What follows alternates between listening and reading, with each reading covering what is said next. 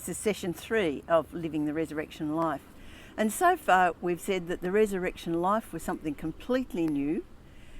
It's a life that has no end. It's also a life that has endless possibilities because it is the life of Jesus lived within us. Today I want to look at the story of Nicodemus. It's in John chapter 3. Now Nicodemus was a Pharisee, and the Pharisees were highly trained in the scriptures. They were also passionate about being obedient to the law. If you weren't as passionate as that, you just wouldn't be a Pharisee. The Pharisees kept themselves to very, very high standards, and they sought to bring other people up to their standard. They didn't like Jesus or his teaching. They thought he was a lawbreaker, and he was encouraging people to be lawbreakers. So Nicodemus had to come to Jesus in secret because he didn't want his fellow Pharisees to know that he was talking to him. But he came because his heart was warm towards Jesus. He saw Jesus had something that was right, something about him that was of God. He wanted to know more.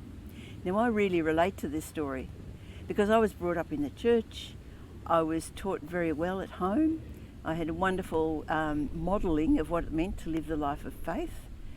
I loved my time at theological college because we were learning about Jesus.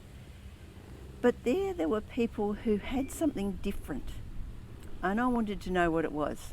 And so I purposely befriended them and sort of began mixing in their company and found out it was the power of the Holy Spirit. And that's what I began to learn about. It wasn't until I was actually out in ministry that I became challenged that this is what I needed. All my learning, all my enthusiasm for Jesus just wouldn't cut it. When I reached a place of saying, I can't do this in my own strength, I need your Holy Spirit, that's when I received the release of the power and everything changed. When we say yes to Jesus, the Spirit comes to dwell within us, but he's not necessarily released in power until we hand over, until we realise that this new life that Jesus gives us has to be lived in the power of the Holy Spirit. Nicodemus came to Jesus because he saw something different, and it's something he wanted. I mixed with these people at college because I saw something different, and it was something I wanted. The resurrection life is not about outward appearances or obedience. It's about inward life of the Spirit. And this raises a question for us. Would people look at us and say, I want what you've got? Or would they say, you're different. What is it about you?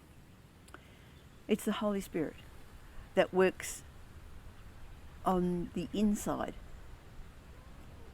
He can bring supernatural healing. He can pour the oil of healing over emotional wounds. He'll guide us. He'll teach us what we need to say, even when sometimes it might seem quite illogical. He brings the amazing love of God into our lives, and that shows out to other people. The Holy Spirit is God working within us. It's the resurrection life that Jesus offers, and it's up to us to give him full reign in our lives.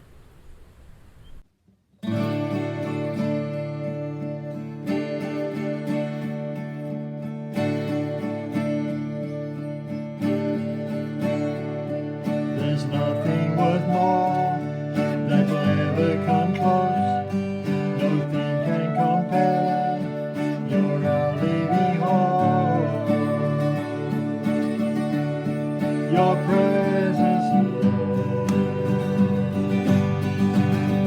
I've tasted and seen of the sweetest of love, where my heart becomes free and the shame is undone.